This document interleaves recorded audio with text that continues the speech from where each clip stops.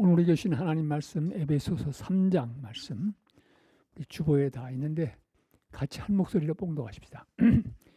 에베소 3장 14절부터 21절에 있는 말씀입니다. 한 목소리로 같이 봉독하십시다. 그러므로 나는 무릎을 꿇고 아버지께 빕니다. 아버지는 하늘과 땅에 있는 각 족속에게 이름을 주신 분이십니다. 그분의 풍성한 영광으로 그분의 성령을 시켜 여러분의 속사람을 능력으로 강건하게 해주시고 믿음으로 말미암아 그리스도를 여러분의 마음속에 머물러 계시게 해주시기를 빕니다. 여러분이 사랑 속에 뿌리를 밟고 터를 잡아서 모든 성도와 함께 그리스도의 사랑의 넓이와 길이와 높이와 깊이가 어떠함을 깨달을 수 있게 되고 지식을 초월하는 그리스도의 사랑을 알게 되기를 빕니다. 그리하여 하나님의 모든 충만함으로 여러분이 충만해지기를 바랍니다. 우리 가운데서 역사하시는 능력을 따라 우리가 구하거나 생각하는 것 이상으로 더욱 넘치게 해줄 수 있는 분에게 교회 안에서와 그리스도 안에서 영광이 영원 무궁하도록 있기를 빕니다. 아멘.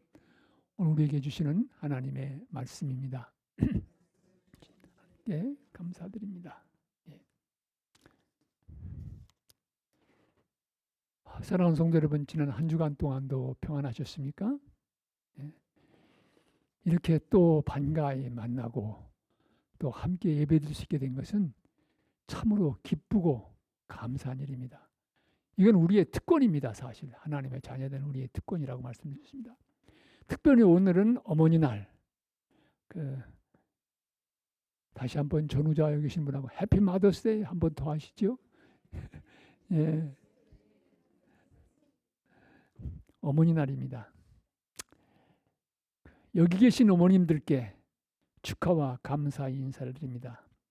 또 오늘 세계 곳곳 어느 곳에 계시든지 모든 어머님들께 그리고 이것에 예배드리는 여러분 한 분 한 분께 우리 주님께서 주시는 은혜와 평강이 오늘도 충만하게 임하시기를 진심으로 기원합니다.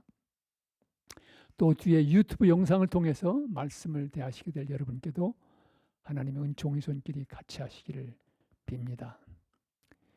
여러분 통계에 의하면 1년 중에 식당이 가장 바쁜 날이 언제겠습니까? 어머니 날입니다. 어머니 날. 그래서 그날은 예약하기도 힘들고요. 또 예약하고 가도 손님이 많기 때문에 좋은 서비스를 받을 수가 없어요. 그래서 저녁 약속하시는 분들은 할 수 없이 가시지만 그렇지 않으신 분들은 자녀들에게 야 레인 체크 달라. 그래서 좀 한간때 가셔서 참으로 즐기시는 게 좋으실 것 같습니다. 오늘 우리는 에베소서 3장의 그 마지막 부분의 말씀을 함께 봉독하셨습니다. 에베소서는 사도 바울이 옥중에서 써보낸 옥중 서신 가운데 하나로 알려지고 있습니다. 이 에베소서를 그 성서를 연구하는 사람들은 별명이 Queen of Epistles, 신약 성경에 있는 편지들 가운데 여왕과 같은 그런 귀중함을 가지고 있는 편지라 이렇게 말하고 있습니다. 이 에베소서는 크게 나누면 1장부터 3장까지와 4장부터 6장까지 이렇게 나눌 수가 있습니다. 1장부터 3장까지는 그 바울이 드리는 기도도 있고 또 하나님께서 우리를 향해 갖고 계신 목적을 대해서 기록하고 있습니다. 반면에 4장부터 6장에는 그 목적을 이루기 위한 구체적인 우리의 여정이 어떠해야 되겠는가 이런 말씀이 담겨져 있습니다. 그래서 교리와 또한 실제적인 삶의 교훈들이 함께 어우러져 있는 책이라 말씀을 드릴 수 있습니다. 그리고 이 편지는 에베소에 있는 성도들에게 보내졌지만 이 성서를 연구하는 사람들에게는 조금 더 넓게 주변의 여러 교회들에게 돌려서 같이 읽었던 편지일 것이다. 이렇게 추정해 보기도 합니다. 오늘 본문 말씀은 우리 이 편지의 전반부의 마지막 부분으로서 에베소 교회 성도들을 향한 바울의 간절한 기도가 담겨져 있습니다. 우리 이 본문을 따라가면서 바울이 에베소 교회를 향해 가졌던 그 기도의 내용들을 함께 살펴보십시다. 먼저 사도 바울은 3장 14절 15절에서 자신이 누구한테 기도드리는가, 기도드리는 대상을 말하고 있습니다. 바울은 하늘과 땅에 있는 각 족속에게 이름을 붙여주신 아버지 하나님께 무릎 꿇고 기도한다, 이렇게 적고 있습니다. 즉 각 족속을 존재케 하신 분, 각 족속의 존재의 근원이 되시는 하나님께 나는 기도를 드린다, 이렇게 말하고 있는 것입니다. 그리고 첫 번째 기도의 내용은 3장 16절에 기록되어 있습니다. 사도 바울은 아버지께서 그분의 영광의 풍성하심을 따라 그분의 성령을 통해서 여러분의 속사람을 능력으로 강건케 하시길 바랍니다. 이게 첫 번째 바울의 에베소 교회 성도에 향한 기도의 제목입니다. 요약하면 성령의 능력 안에서 성도들의 한 사람 한 사람의 속사람이 강건케 되길 바란다. 그런데 이 당시 상황에서 이 속사람이라는 말은 inner being, 이 말은 대개 세 가지를 말하고 있습니다. 이성과 그 다음에 양심 그리고 의지, 이 세 가지가 바로 속사람을 이루는 내용이다, 이렇게 당시의 사람들은 이해했습니다. 그러니까 성령을 통해서 그 능력이 우리에게 임하시면 우리가 이성을 바로 쓰고 바로 판단하게 되고, 또 우리의 양심이 예민하게 하나님의 뜻을 분별하게 되고, 그리고 그 분별한 것을 붙들고 살아갈 수 있는 의지적인 힘, 이 능력이 성령으로부터 임하기를 바란다라는 그런 기도로 볼 수가 있습니다. 사도 바울은 성령의 능력으로 성도들의 내면 세계가 이렇게 강건하게 되기를 기도하고 있습니다. 두 번째 기도는 3장 17절에 기록되어 있습니다. 믿음으로 말미암아 그리스도를 여러분의 마음속에 머물러 계시게 해주시기를 빕니다. 사도 바울은 성도들의 삶과 마음속에 그리스도께서 함께 하시고 머물러 계시기를 기도했습니다.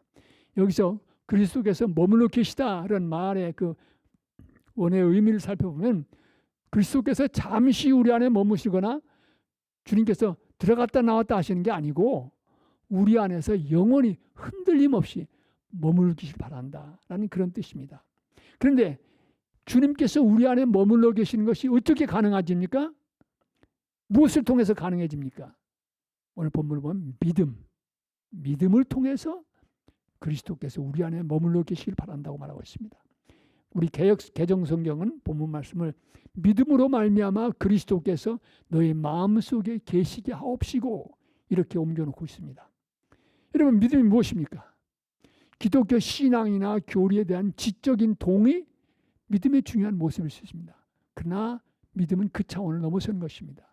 왜냐하면 우리가 믿는 그 예수님은 부활하셔서 지금도 살아계신 분이시기 때문입니다. 우리가 믿는 예수님은 성경의 페이지 페이지에 갇혀 계신 분이 아닙니다. 페이지 페이지 속에서 오늘 우리에게도 말씀하시고 이 시간도 우리와 함께 하시는 분이십니다.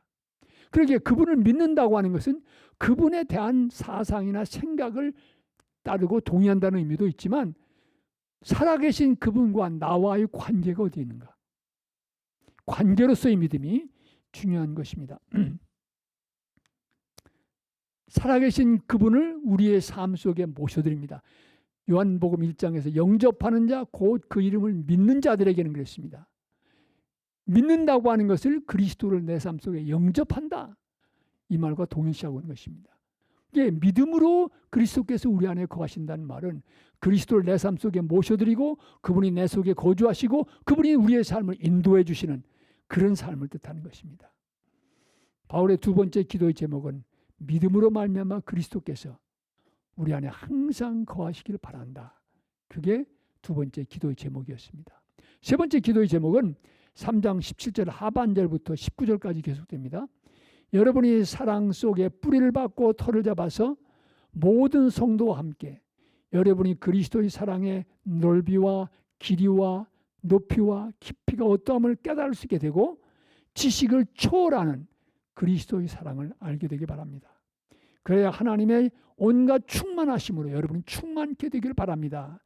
이게 바울의 세 번째 기도의 제목입니다. 한마디로 요약하면 사도 바울은 성도들이 인간의 지식을 뛰어넘고 초월하는 그리스도의 사랑이 얼마나 넓고 깊고 높고 풍성한지, 그것을 깨닫고 알게 되기를 기도하고 있습니다.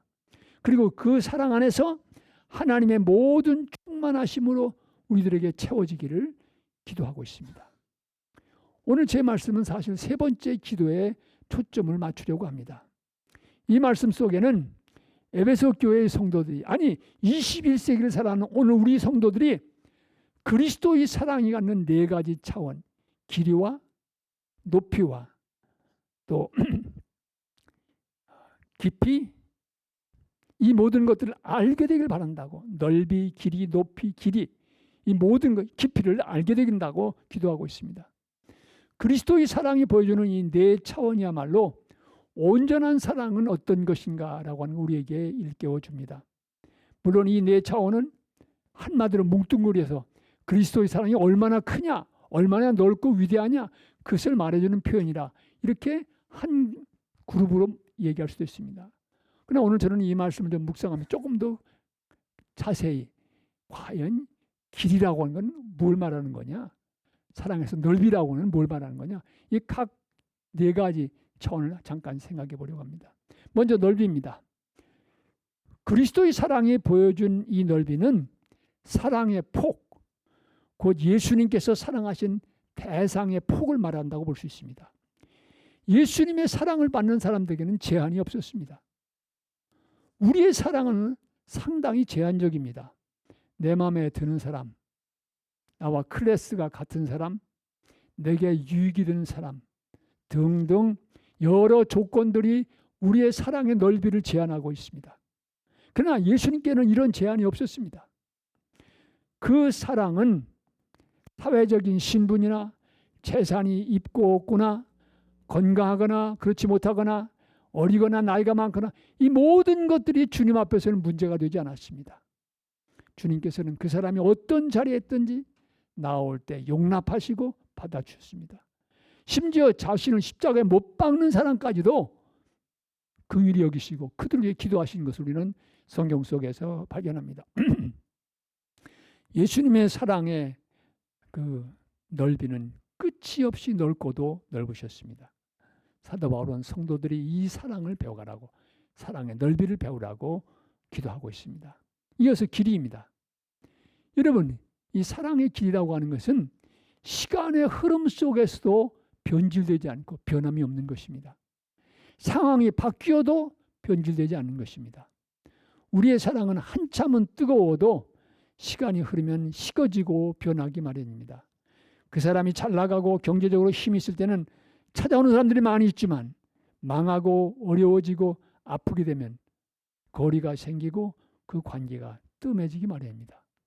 그러나 예수님의 사랑은 그 길이가 끝이 없었습니다. 시간의 흐름 속에서도 변질되지 않고 여전히 따뜻하고 여전히 이해가 깊고 여전히 우리를 붙들어 주셨습니다. 여전히 우리를 기다려 주시며 생명의 길로 인도해 주셨습니다. 사도 바울은 성도들이 이 예수님의 사랑의 넓이를 깨닫고 배우기를 기도하고 있습니다. 다음은 높이입니다. 사랑의 높이, 이것은 사랑이 갖는 본질을 얘기해 주고 있습니다. 성도 여러분, 고귀한 사랑이라고 하는 것은 어떤 사랑을 말합니까? 주는 사랑입니다. 희생이 있는 사랑입니다. 자기 것을 쌓아놓고 지키기보다는 꺼내서 나누고 돕는 사랑입니다. 정말 고귀한 사랑은 있어도 좋고 없어도 좋은 것을 주는 것이 아니라 나에게 귀한 것, 아깝고 귀중한 것을 주는 것입니다. 그러게 주님께서는 사람이 친구를 해서 목숨을 버리면 이보다 더 큰 사랑이 없다고 말씀하셨습니다. 예수님께서는 이보다 더 큰 사랑이 없는 그 사랑으로 우리를 베풀어 주시고 품어 주셨습니다. 우리를 위해 가장 소중한 것, 당신의 생명을 십자가에서 주신 것입니다. 주님의 사랑은 그 높이에서 한이 없고 고귀했습니다. 사도 바울은 성도들이 이 사랑의 높이를 깨닫고 배우기를 기도하고 있습니다. 사랑의 네 번째 차원은 깊이입니다. 이 깊이는 진정한 사랑, 성숙한 사랑이 무엇인가를 다시 한번 생각하게 해줍니다. 많은 사람들이 사랑은 감정의 영역이라고 생각합니다. 물론 인간관계에서 감정은 중요한 요소입니다. 그러나 감정에만 머무는 사랑은 얄팍하고 깊이가 없기 마련입니다. 왜냐하면 인간의 감정이라고 하는 것은 업앤다운이 있기 때문입니다. 시간의 흐름에 따라 쉽게 흔들리기도 하고 변할 수 있기 때문입니다. 감정에만 의지하는 사랑은 꾸준히 오래가지 못하고 갈대와 같이 쉽게 흔들리고 싶습니다. 유명한 심리학자는 감정에 쌓여있는 그 사랑은 진정한 사랑이 아니다. 왜? 상대방의 성숙과 성장을 생각하기보다는 자기 자신의 감정 속에 난 욕망의 충족에 관심을 갖기 때문에 그런 사랑이 아니다. 진정한 사랑이다. 이런 이야기까지 했습니다. 여러분 한 번도 말씀드렸지만 연구에 의하면 사랑에 빠졌다. 가슴 뜨거운 그 사랑은 2년 정도밖에 안 간다는 거예요. 2년 지나면 다 식어지고 불 꺼진 석탄같이 된다는 거죠. 그러니까 사람들은 가슴 뜨거웠을 때는 막 사랑한다는데 이 감정이 사랑이 식고 보면 난 더 이상 사랑 안 해. 사랑 없는데 왜 우리가 살아야 돼? 나는 사랑 찾아 갈란다? 이런 일들이 생기는 거예요. 예수님께서 보여주신 사랑은 그 깊이에서 끝이 없었습니다. 단순한 감정이나 생각에서 나오는 사랑이 아니라 예수님의 존재 자체에서 나오는 사랑이었습니다. 참으로 그 사랑은 감정, 이성, 의지 이 모든 것을 포함하는 전인격적인 사랑이었습니다. 우리를 불쌍히 여기시는 감정의 모습도 있었지만 주님의 사랑은 진리에 기초한 사랑, 어떤 상황 속에도 흔들리지 않는 굳건한 결단이, 의지적인 결단이 포함된 전인격 사랑이었습니다. 예수님의 사랑은 바로 그 사랑 자체이셨습니다. 사도 바울은 성도들이 이 사랑의 깊이를 깨닫고 배워가기를 기도하고 있습니다. 오늘은 어머니 날입니다. 어머니의 사랑을 기억하고 감사하면서 그 사랑에 보답하는 삶을 다짐하는 날입니다. 저는 어머니 날 주일 예배를 준비하면서 예수님께서 보여주신 온전한 사랑, 온전한 사랑이 4가지 차원, 그 사랑에 가장 가까운 사랑이 있다고 하면 아마도 어머니의 사랑일 것이다. 이런 생각을 해보았습니다. 어머니의 사랑에는 넓이가 있습니다. 자녀가 어떤 상황 속에서도 받아주십니다. 그 사랑에는 길이가 있습니다. 시간의 흐름 속에서도 변하지 않습니다. 또 어머니의 사랑에는 기꺼이 희생하는 높이도 있습니다. 온 마음 다해 사랑해 주신 깊이도 있습니다. 물론 어머니라고 다 그런 건 아니지요. 어머니들 가운데서도 자녀들에게 상처를 주고 아픔을 주는 어머니들도 있습니다. 그러나 어머니는 어머니입니다. 어머니란 말이 무슨 말입니까? 자녀가 있다는 말입니다. 자녀가 있으니까 어머니가 되지요. 예? 생명을 건 출산의 고통을 거쳐서 낳았든지 입양을 통해서 가슴으로 낳았든지 어머니는 어머니입니다. 어머니의 가슴에 담겨있는 이 사랑은 부인할 수가 없습니다. 여러분 어머니 날에 많이 부르는 노래가 있지요. 양주동 선생님이 작사하시고 이응렬 선생님이 작곡하신 어머니의 마음이라는 이런 노래입니다. 근데 이 어머니의 그 마음이란 노래와 함께 또 불리는 노래가 어머님 은혜라는 노래가 있습니다. 이 노래는 우리 감리교 목사님이신 윤춘병 목사님께서 가사를 쓰시고 이 박재원 목사님께서 곡을 붙이셨습니다. 내용이 이렇습니다. 높고 높은 하늘이라 말들 하지만 나는 높은 게 또 하나 있지. 낳으시고 기르시는 어머님 은혜 푸른 하늘 그보다도 높은 것 같아. 넓고 넓은 바다라고 말들 하지만 나는 넓은 게 또 하나 있지. 사람 되라 이르시는 어머님 은혜 푸른 바다 그보다도 넓은 것 같아. 산이라도 바다라도 따를 수 없는 어머님의 큰 사랑, 거룩한 사랑.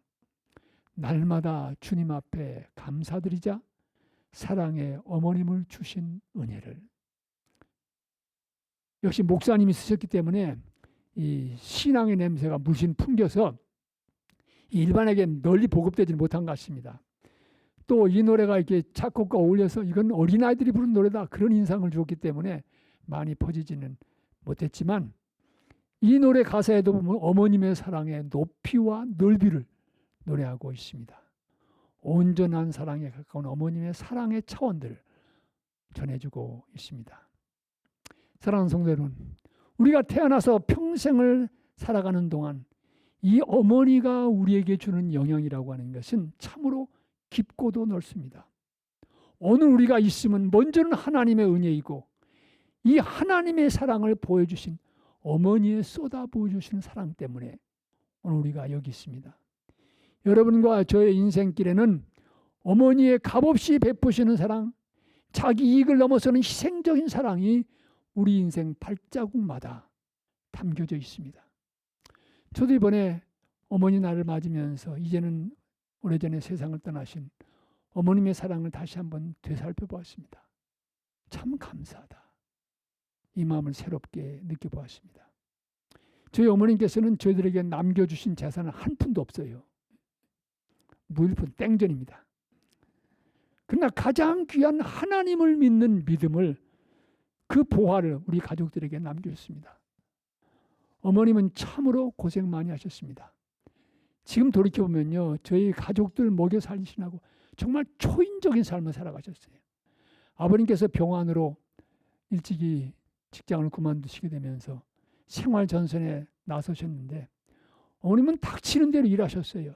보따리 장사부터 시작하셨는데 그 보따리의 내용은 그래도 센스가 있어요. 계절마다 바뀌었어요.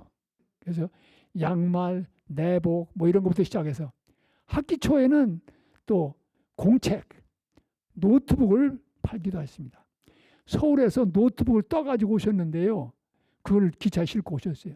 그거 핏값하러 우리 동생이랑 다 기차 정거장에 갔는데 리어커에 그걸 싣고 오는데 얼마나 무거운지 어머니가 그래서 서울역에서 어떻게 가지고 오신지 모르겠어요. 그 공책 들고 다니시면서 파셨습니다. 또 한때는 시장 바닥에 건어물을 놓고 팔기도 하셨습니다. 김장철이 되면요.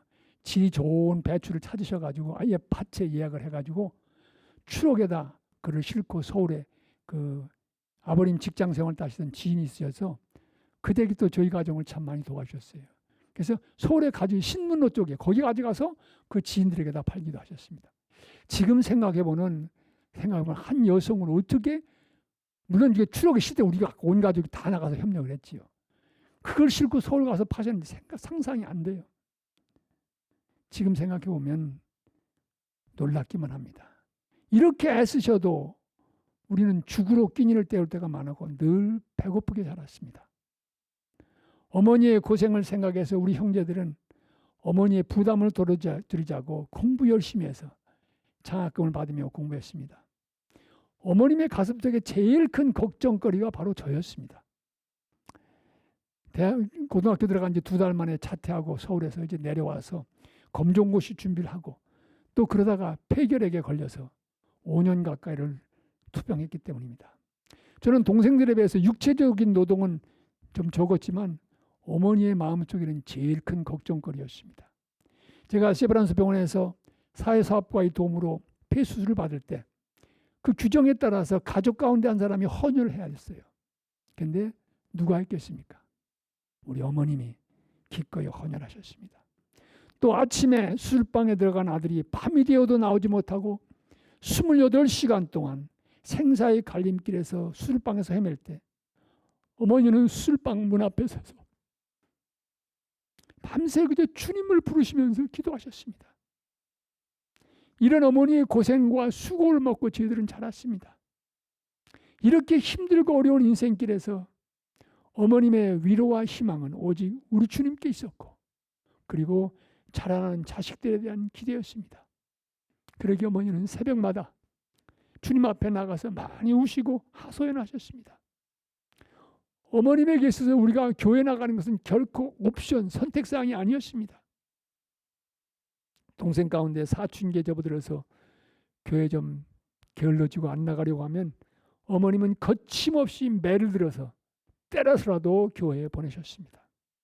그 덕으로 우리는 신앙이라는 값진 보화를 받았고 그 믿음은 우리의 인생을 바꿔놨습니다.